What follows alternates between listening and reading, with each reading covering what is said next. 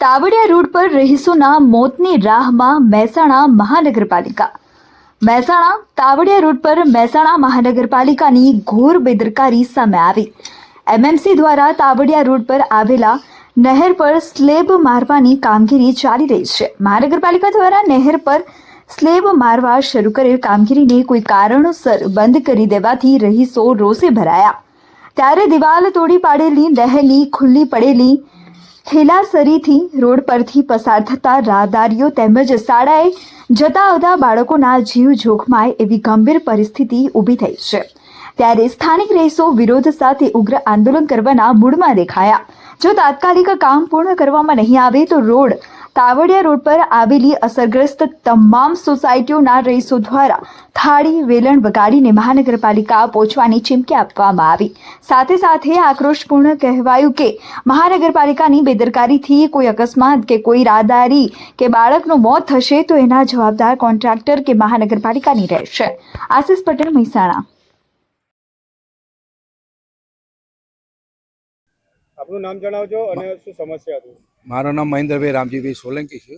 સિંહમ park સોસાયટીમાં રહું છું અને તાવડિયા રોડ માથેથી નીકળતી કેનાર જે વરસાદ નિકાલના પાણીની બનાવેલી છે તેના પર સ્ટેપનું કામ ચાલે છે અને તે આગળ જતો સોસાયટી આગળ એમને રિપેરિંગ કામ કરવા માટે સ્ટેપ લગાવવા માટે તોડેલું હશે। એ તોડેલું રોડ માથે નાખેલું છે।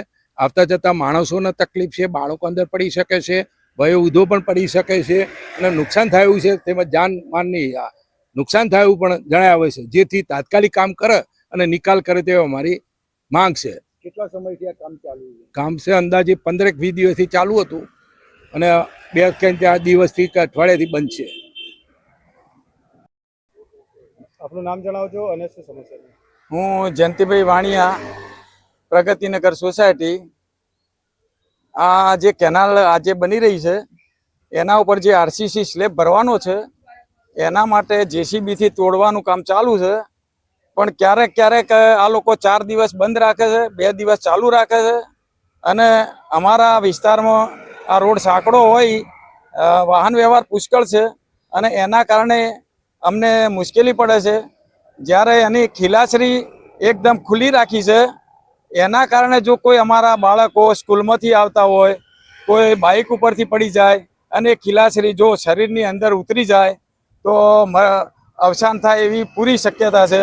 તો આ માટે નગરપાલિકાએ કોઈ પગલાં લીધો નથી કોન્ટ્રાક્ટરે લીધો કે નથી કોઈ વ્યવસ્થા કરવામાં આવી કે જેથી કરીને લોકોને ખબર પડે કે ભાઈ આ એરિયા ભયજનક છે તો આના માટે કંઈક ને કંઈક અડચણ મૂકવી પડે, જેથી કરીને અમારા શાળા 11 ગોળની વાડી જ છે બાજુમાં, તેઓ બાળકો ભણે છે, એ લોકોના જાનમાલની સલામતી અને અહીંની સોસાયટીના લેડીઝ ને બધા જ ની અવર જવર છે તો એ લોકોની જાનની કિંમત નગરપાલિકાના દ્રષ્ટિએ કોઈ હોય એવું લાગતું નથી।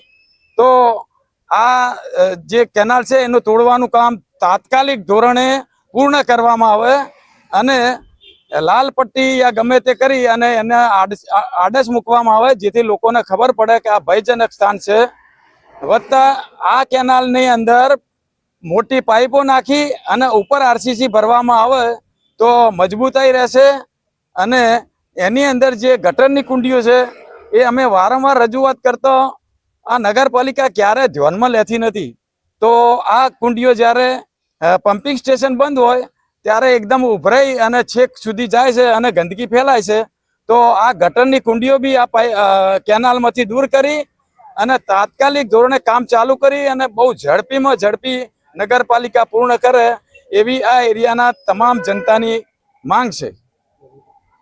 નગરપાલિકા આ કામ માટે કઈ ધ્યાનમાં લેશે નહીં તો આ વિસ્તારની તમામ સોસાયટીના પ્રમુખ મંત્રીની એક મિટિંગ બોલાવવામાં આવશે અને તમામ સોસાયટીના જનતાને નગરપાલિકામાં ધરણા કરવા માટે, થાળી વેલણ વગાડવા માટે અને આમરણાંત ઉપવાસ કરવા માટે અમે મજબૂર બનીશું। આ થોડું